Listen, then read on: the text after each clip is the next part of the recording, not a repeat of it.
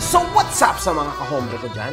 Makagago, what's up man, na naman niya pala to. At syempre mga kahombre ko, alam nyo na, today is the day kung saan finally atin ang matutunghayan ang the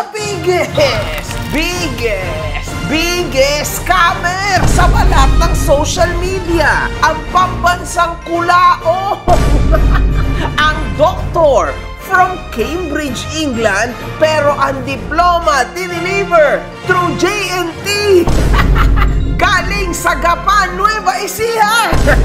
The biggest sabongero, mga kahombre ko. 1515 lang ang taya. The biggest duwag. Napakaraming request. The God of all gods, mga kahombre ko. The boy Inidoro! Pare, sa Inidoro ko natutulog, pare! Grabe to! Hindi ka na si FLM! Ikaw na! Si Boy Inidoro! Palakpakan! Ang putang ina yan! Putang ina naman eh! Putang ina! San Pablo'y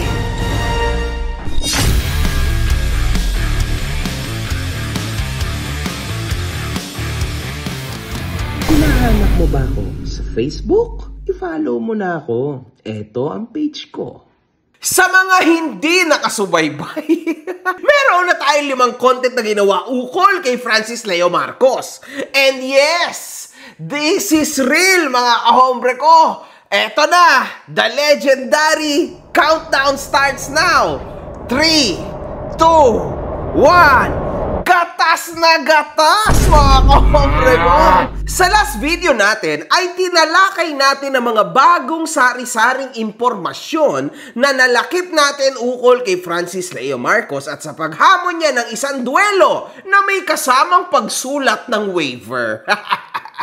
The legendary waiver, mga kahombre ko. Nagkaroon muli ng mga panibagong live si FLM upang sagutin ang nakaraan nating video. Ngunit bago natin ito talakayin, tayo'y dumako sa mga impormasyong aming natuklasan ng aking team, mga kahombre ko, ha? Ito, malupit to. This is very fun and very good and curiously crazy, mga kahombre ko. Kumakalat ang isang video ni FLM kung saan nakatanggap ito ng isang padala galing London, England.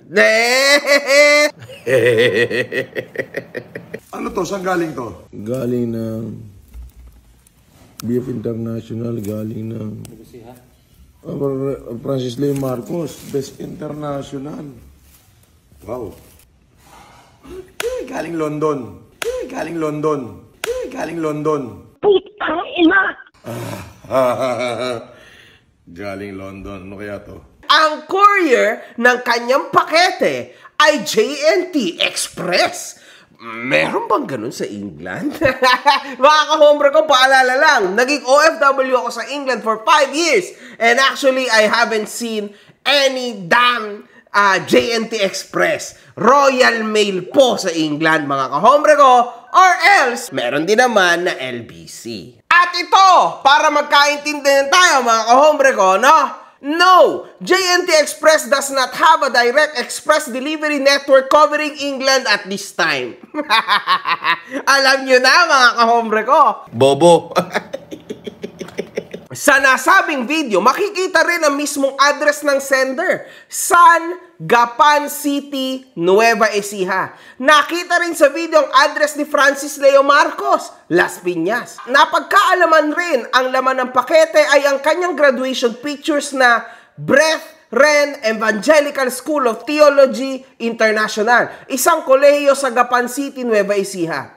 Isa rin dito ang isang video niya na magtatapos pa lamang siya at sinabing sa Cambridge Training College of London daw ito, doctorate degree. Ay, sa lahat ng mga nangulang niya sa akin, ay magbago na kayo. Ay, pag hindi kayo nagbago, ay pag nakita ko kayo, ay bubunutin ko ang yung buhok sa ilong at kilikili at ipangunguya ako sa inyo. Ay magbago na. Love na. Oh, magpakabuti na lang. Ang alay ko sa inyo ay ang aking pagtatapos. Pagtatapos ko po sa Cambridge Training College of London. Ako po ay nakakahiya naman po, ay doctorate lang naman po sa Humanities and Philosophy. Yan po ay ako po ay nakakahiyang sabihin ay ako po ang top notcher. Ay panoorin nyo lang ang aking graduation. Kaya yung ayaw mabunutan ng buhok sa ilong at kilikili para maipanguya, ay magbait-bait na kayo at magbaitan na tayo. Grabe mga kahombre ko. So hindi pala to normal na tao lang. Ang pangalan niya pala ay Dr. Francis Leo Marcos, the biggest ever creator ng kasinungalingan sa sanlibutan. Napakatindi mga kahombre ko. Kakaiba to. Crazy guy. At dito naman mga kahombre ko, abay kumakalat rin ang isang post ng netizen ukol sa mga larawan ni FLM na di umano'y na baril daw ito. Oh my goodness! Napakatindi mga kahombre ko. Ewan ko, ang weird ng mga bandage dito. Anyway, mag-ingat. Saan ba talaga ang tama mo ng bala?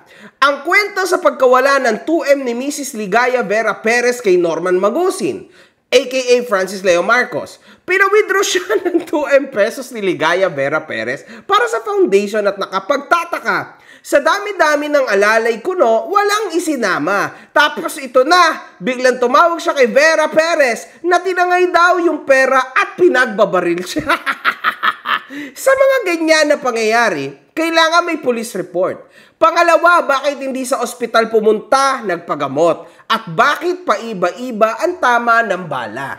Fake pa more. This is crazy mga kahombre ko kasi kung makikita nyo dito, talagang halos mamatay na ho si Francis Leo Marcos at may tama sa puso, may tama sa tiyan.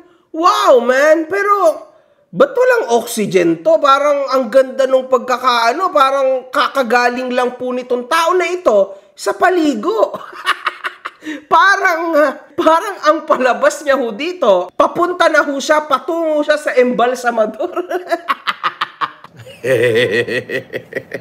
Parang napakalinis po ng katawan, mga kahombre ko, kakaiba. Ang galing ng acting nitong tao na to.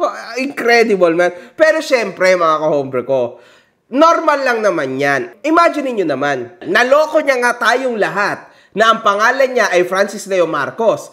Ngunit, dahil sa mga netizens, napag-alaman na ang tunay niyang pangalan ay Norman Antonio Mangusin. So, everybody dealt with the wrong guy. Kahit ako, mga kahombre ko, naloko rin ako nito, no? Napaniwala din ako nito. Huwag niyong kakalimutan yan, ha?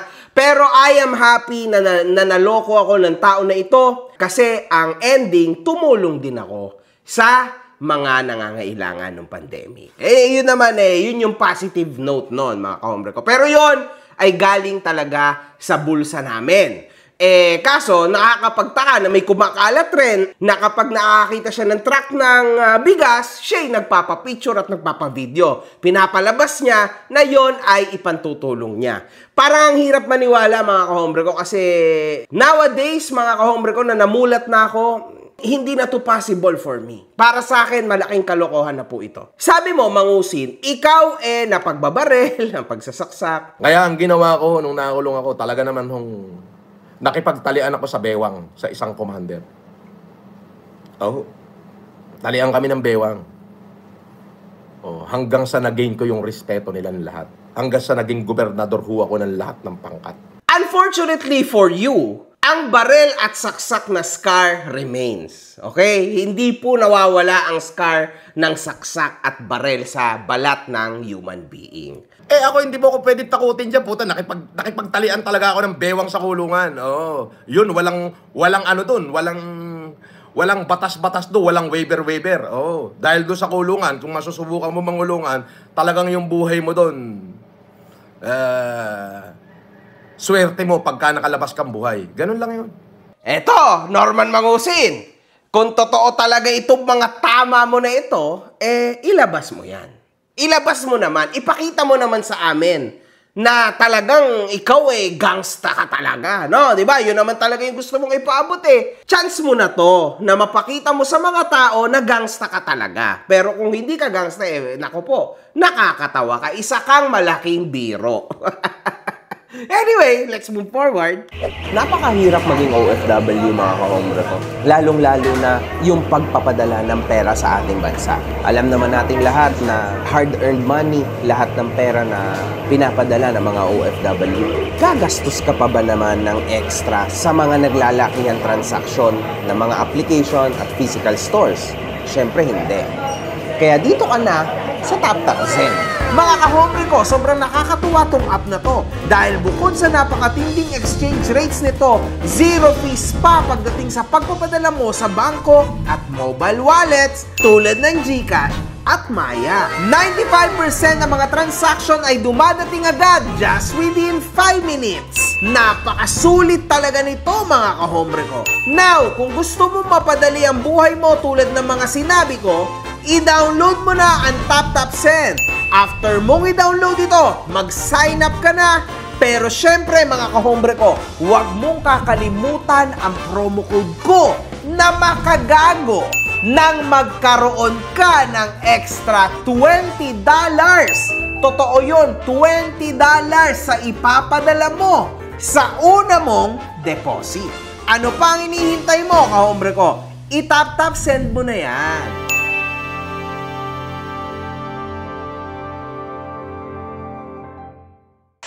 About nga pala kay Mr. Norman Mangusin. Kasi marami na rin naman nagtatanong sa akin kung sino si Mr. Norman Mangusin. Oo, kasama ko kasi siya sa sa Alpha Laalaing year 2000. Kaso, yun nga lang, maga siyang terminate dahil nga sa GM namin. Pero ang totoo talagang pangalan niya is Mr. Norman Mangusin.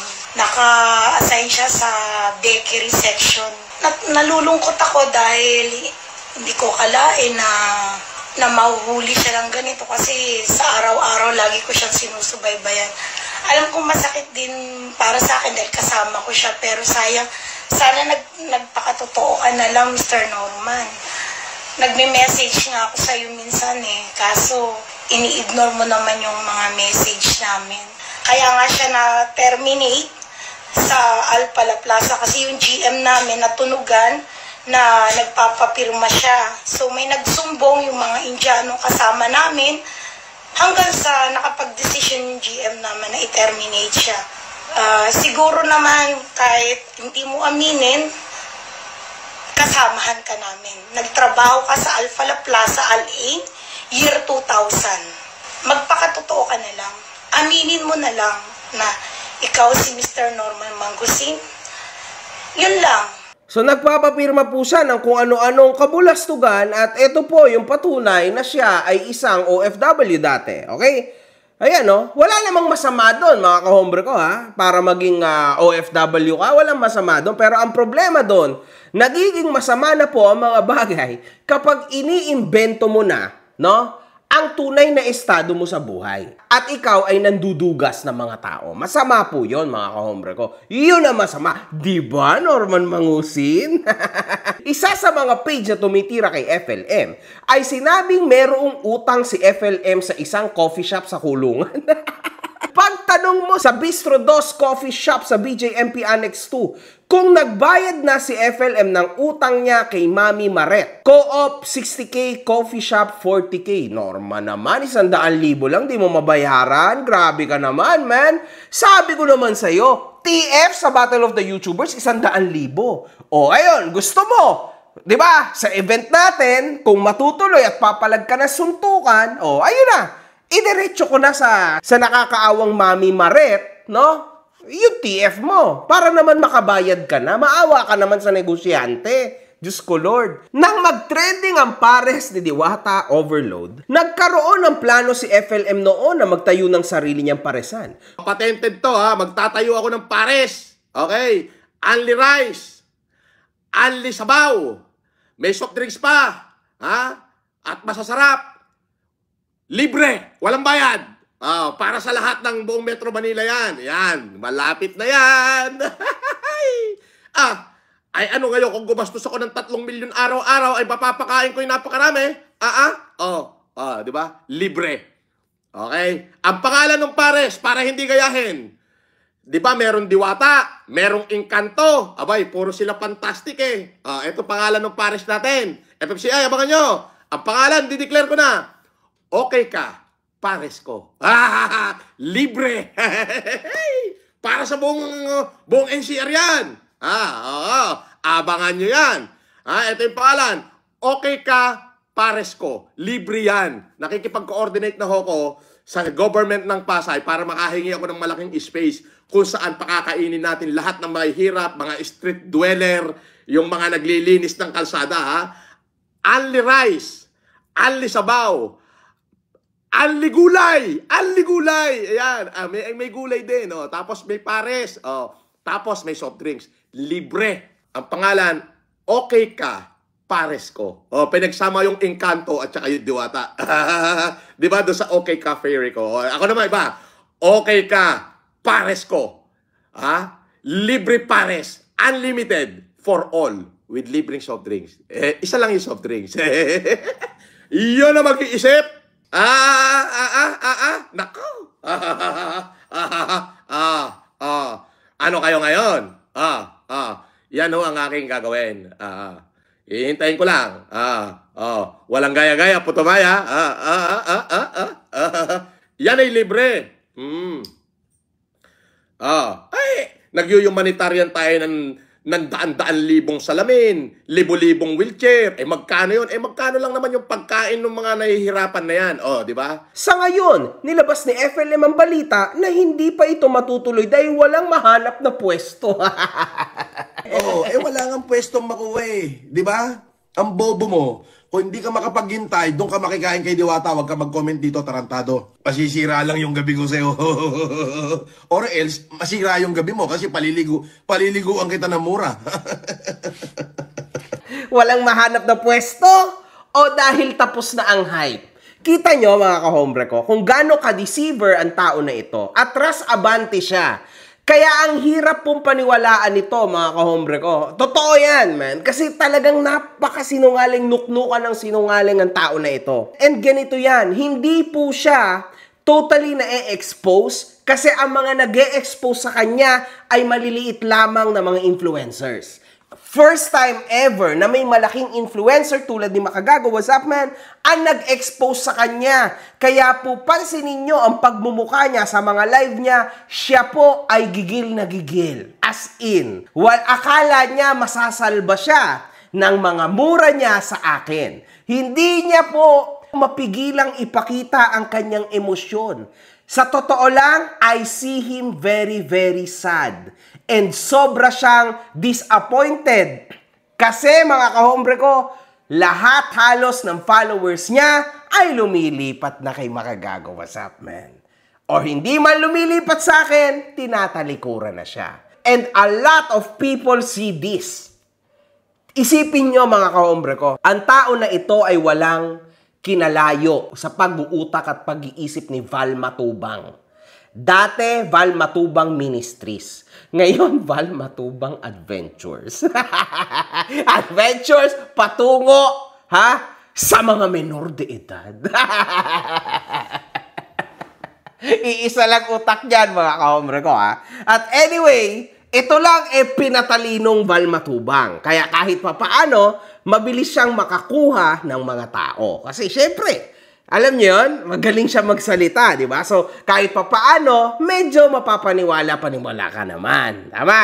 Pero, ang hindi niya alam, sabi niya, batang internet siya, tas batang kulungan pa. Itong hindot na to, ang pagkakamali mo, gago, ay tinira mo ko. Ang hindi mo alam, putang ina mo, batang social media rin ako, batang kulungan pa ako. Kung batang internet ka, Norman Mangusin, you'd understand na yung ganyang taktika ay hindi na mag-workout.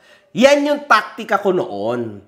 Kasi pag wala ka ng maargumento at hindi ka marunong magpaliwanag sa sarili mo sa social media, you'll get eaten up alive. At yun ang nangyayari sa'yo ngayon. Imaginein mo, hindi ka makasagot sa mga argumentong binabato ko sa'yo. Wala kang masagot. Isa lang ang sagot mo, puro ad hominem na banat. So, papaano ka ngayon papaniwalaan ng mga tao at kahit sarili ko, paano kita papaniwalaan? Diyan sa estupido mong waiver. Una, sabi mo, magpanotaryo. Papasulat tayo sa mga abogado natin. Ngayon naman, sinulat kamay mo na lang. Which ginawa mo rin dati. Kita mo na, hindi naman ito yung first time sa'yo.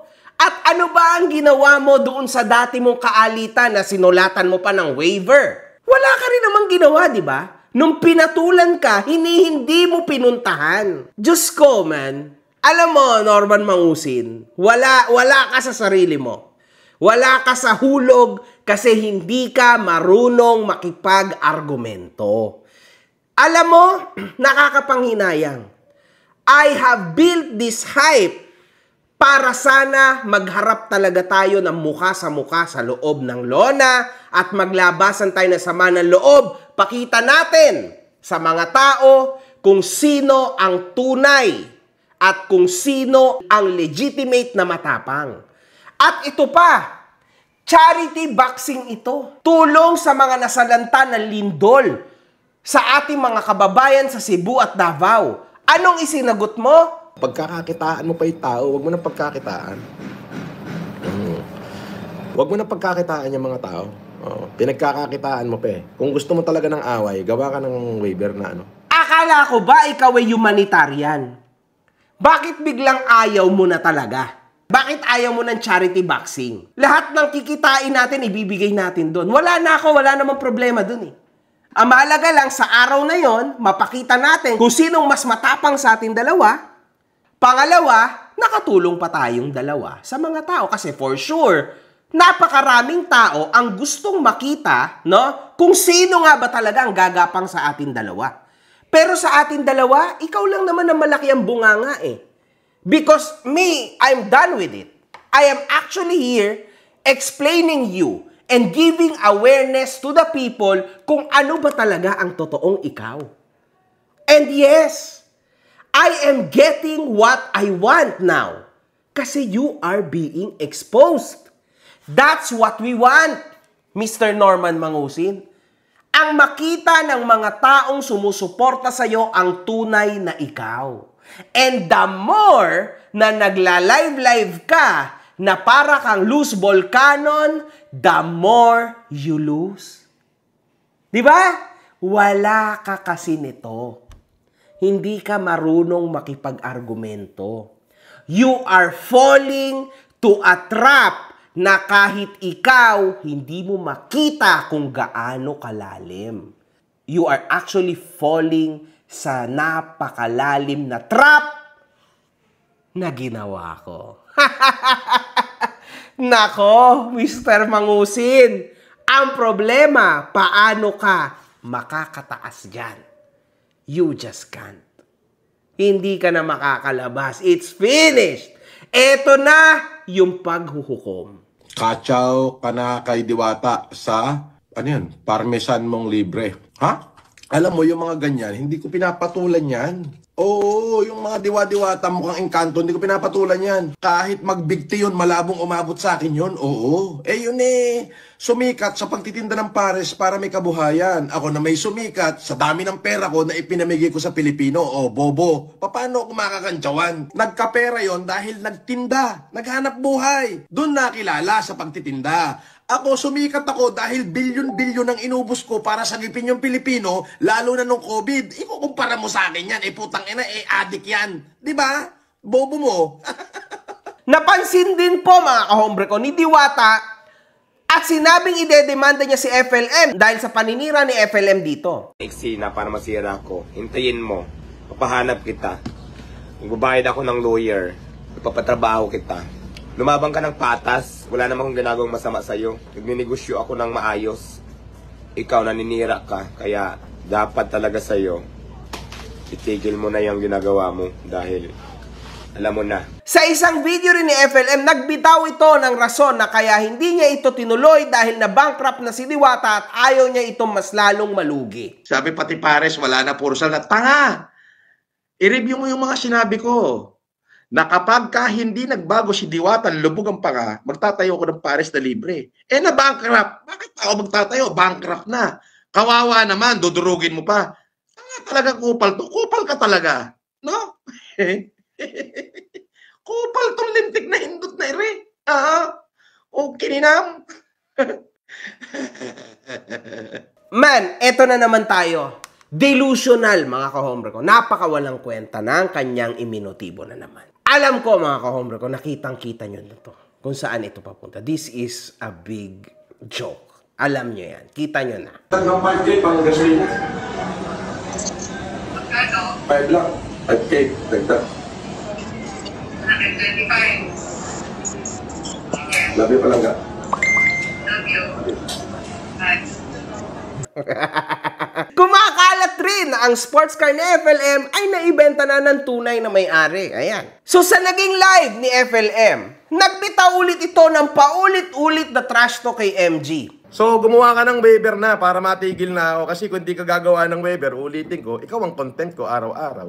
O, araw-araw, ikaw yung content ko. Araw-araw kitang mumurahin. Araw-araw kita sasabihang wala kang bayag, hindorotot ka. Wawakasan na kitang Sri Lankan ka. Hindi ka naman Pilipino eh. Yung mga Indiano ka o Sri Lankan na ano. Nagawa rin itong gumawa ng waiver. Ika nga kasi, wala siyang bayag. Kahit sulat kamay lang. Gusto nyo, ako na unang gumawa ngayon eh. O, sandali ha. Dali. Gagawa tayo ngayon. Ayan. Ako na unang gagawa ha. O, ayan. Sige. Gawin natin. Mamaya, pagkatapos ng live ko, pipicturean ko to. Ganito lang simple eh. Lakihan na natin para mabasa. Ako, si Francis Leo Marcos. Makikipaglaban ako kay Makagago. 2 rounds, 5 minutes. Number 1, 5 minutes full combat. Gusto niya yan eh. Suntukan, di ba? Full combat. O yan.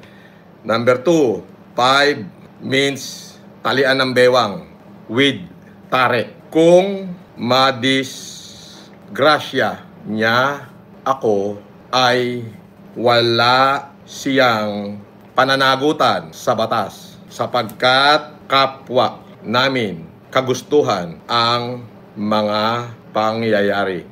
Pipirmahan ko na. Screenshot nyo ha. Ito, screenshot nyo. Ayan, screenshot nyo para maganda. Una sa lahat, para sa mga fans ni Marcos, kasi yung mga kahombre ko, sure naman, alam nyo naman to, di ba? Una sa lahat, mga kahombre ko, in regards to this, hindi na agad tayo okay. Umpisa pa lang. Kasi Francis Leo Marcos ang nilagay niya. Hindi naman siya si Francis Leo Marcos. Siya po si Norman Mangusin. Norman Antonio Mangusin. So if something happens to this guy, this waiver goes to hell with him. Gets? Pangalan pa lang, game over na. Tama? Pangalawa, 2 rounds, 5 minutes, okay yon. That's okay. There's no problem in there. 5 minutes talian ng bewang with tare, now that's effed up. Mga kahombre ko, or sa mga fans ni Norman Mangusin, do you actually believe na itong tao na ito ay lalaban ng saksakan matapos yung makita lahat ng kanyang history? Come on, man.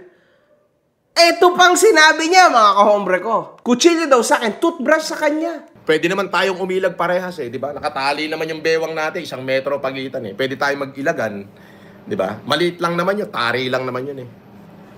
Gusto mo, partidahan na kita. Sipilyo lang ang gagamitin ko.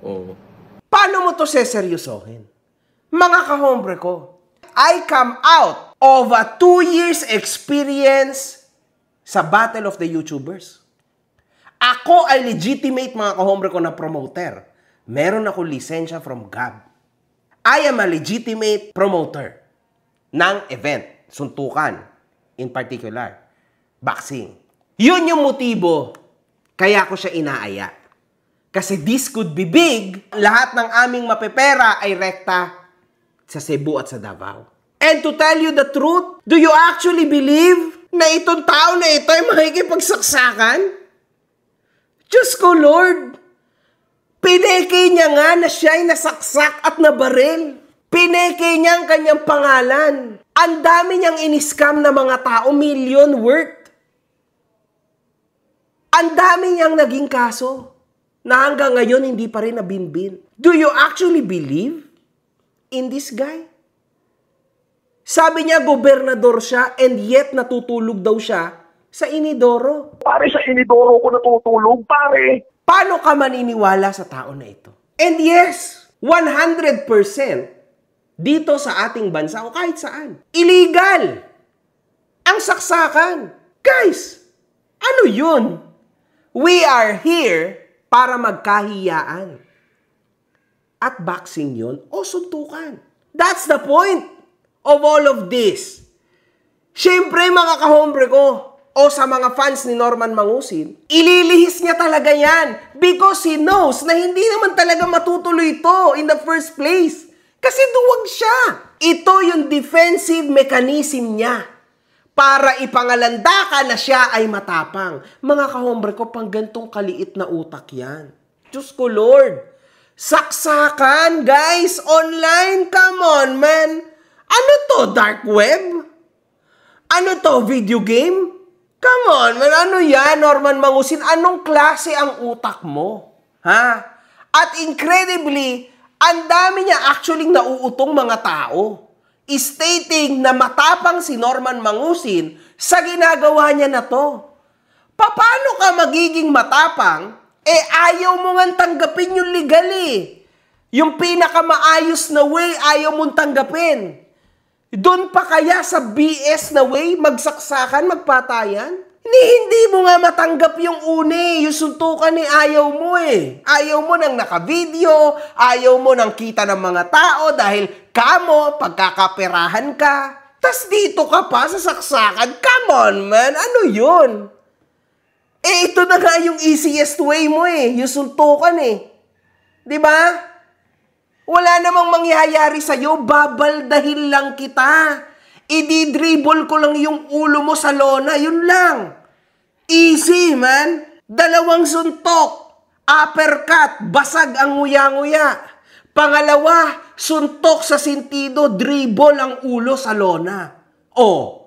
Di ba, Mangusin? Kaya ko rin man trash talk. But itong mga salita ko goes to hell with you. Wala namang kasing kwenta. Kasi yan talagang walang sustansya. Kung gusto mo talaga na legit, then I can make a big event for you. Meron ka pang malaking TF. Kahit yung kikitain mo na lang, i-50-50 natin, yung kita mo, wag mo nang ipamigay. Sa'yo na yun. Yung kikitain ko na lang, ipapamigay ko. Gusto mo, magkasama pa tayong mamigay para maniwala kang legit. Transparent. Yan ang tama. This must be an event so that everybody will see this. Kasi napakasinungaling mong tao. Sobrang sinungaling mo, Norman Mangusin. Pangalan mo nga hindi FLM, pero yan pa rin ginagamit mo sa kapal ng pagmumukha mo. Then how can people will still believe you? Nobody will believe you, man. Kaya ito lang yung chance. They must see kung tunay kang matapang, darating ka sa event. Darating ka sa event. Kung totoo kang matapang. Imagine niyo mga kahombre ko, pinagbabash si FLM sa livestream niya at binansagang Boy Inidoro. Ito pa isang tanga, gangster na Pinoy. Babasahin ko kasi palipad eh. Sige. Ano yan eh? Ang tawag dyan is courtesy. Doon sa nagbayad. Nagbayad to 249 pesos. Si gangster na Pinoy. Sabi niya, totoo yan si FLM. Nakasama ko yan sa kulungan. Sa Annex 2. Kilala yung babatukan.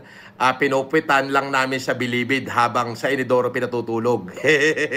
Out of courtesy binasa ko. Sa livestream niya ay may isang peking makagago na humingi ng tawad sa kanya kung sa ay sineryoso niya ito at sinabing hindi papatawarin si MG. Sorry na, bati na tayo. Hindi. Mayabang ka. Hindi kita tatantanan. Ayan ha. Screenshot ko lang ha. Sorry na daw, bati na tayo. Hindi. Walang yakang hindot ke. Diba? Hindi, walang bati-bati. Sabi ni 005 Gambler, ayan, nagsosorry na si Makagago, natahimik na. Hindi ako papayag. Hindi ako papayag. Anong bati-bati? Putang na, winalangya mo ko eh. Tangina mo, araw-araw kita mumurahin dito sa live ko. Ikaw ang gagawin kong content, animal ka. Diba? Winalang mo ako, putang na pumatol lang ako. Hindi. Hindi pwede. Walang atrasan. Pukin ang ina mo. Tarantado ka. Bading si MG. Bati daw kayo. Naghahamon tapos bati na daw. Oo nga eh. Nag-comment dito, in-screenshot ko. Bati na daw kami. Okay nang ina mo, hindi pwede. Hindi pwedeng bati. Walang ganon, napagod na ako eh. Walang bati-bati. At saka iko-content kita araw-araw hanggat di ka gumagawa ng waiver. May content na ako, di na ako nahihirapan eh. Dito sa ganito, maniniwala siya mga kahombre ko. Paano mo to seseryosohin itong tao na ito? Sa mga gantong stupid na mga bagay, naniniwala siya mga kahombre ko. Ewan ko na lang, man. I am getting bored. Kasi mukhang wala naman tong pupuntahan eh. Yung waiver niya goes to hell with him. Wala yun. Walang kwenta yun, mga kahombre ko. Alam niyo yun? That waiver doesn't mean anything. Kung gusto mo talaga ng tunay na laban, maggagawa ako ng event and then magpapaabogado tayo kasi legal naman yon. Yun ang maayos na contract. Oh, yun yung ginagawa ko. Doon mo ngayon isusulat yung mga maaaring maging liabilities mo at liabilities ko sa'yo. Oh, yun lang. E di safe ang lahat. Pag-apak natin ang ring, safe ang utak mo, may katahimikan ka, may katahimikan din ako. Doon na yon. Pag may nangyaring masama sa'yo at sa'kin, wala tayong sisihan. Walang kasuhan. Ganon ang tamang proseso, Norman. Yung sinasabi mo saksakan, pang manok yan. Hindi yan pantao. Kung gusto mo ng saksakan, pumunta ka sa harap ng salamin, magsaksakan kayo ng sarili mo. Yan ang pwede mong gawin. Pang maliit na utak yan. At dito, makikita rin natin ang napakatindi niyang kasinungalingan. Hindi mo ba nakita yung video nun? Nung nakakulong ako, meron akong TV, meron akong rep, may tiga-masahe, meron akong cellphone, nakakapag-live pa ako, di ba? Kaya nga ako na-restrict, di ba? Paano sasabihin sa Inidoro ko natutulog? Pumunta ka ng MMDJ Annex 2, tanongin mo lahat ng preso, may legacy pa ako ron, tarantado kami no minuto. Malaking kasinungalingan yan. Kasi, nabalitaan ko na si Norman Mangusin ay isang VIP lang. Ibig sabihin nun, hindi siya nagtatrabaho. Pero yung mga privilege na ganito, lahat ng tao meron nun para makipag-usap sa mga loved ones nila. Napakasinungaling mo, Norman Mangusin. Napakasinungaling. Nakaka-disappoint. Yan na lang yung chance natin. Magsuntukan tayo ng ayos sa isang event, proper forum, proper place. Doon natin dalawa pag-intindihan, pag-usapan natin, no? At ipasulat natin sa mga abogado natin ang kasunduan. Sa ganyang paraan, makikita na napakaraming tao kung sino ang duwag sa matapang. And actually, Norman Mangusin, you will win this. Kasi 46 years old ka na. Makukuha mo ang simpatsya ng mga tao. Iyan ang totoo. I am younger than you. So, alam mo yun, nasa sayo na to. Na ikaw to, you will win this. Kasi nasa sayo yung simpatsya ng tao. Kaso wala, duwag ka talaga. Ikaw ang totoong duwag. Kasi itong sinasabi ko, ito yung realidad. Yung sinasabi mo ay fantasy. Saksakan ka. One love. Good fucking vibes. Mga putang ina nyo kayo.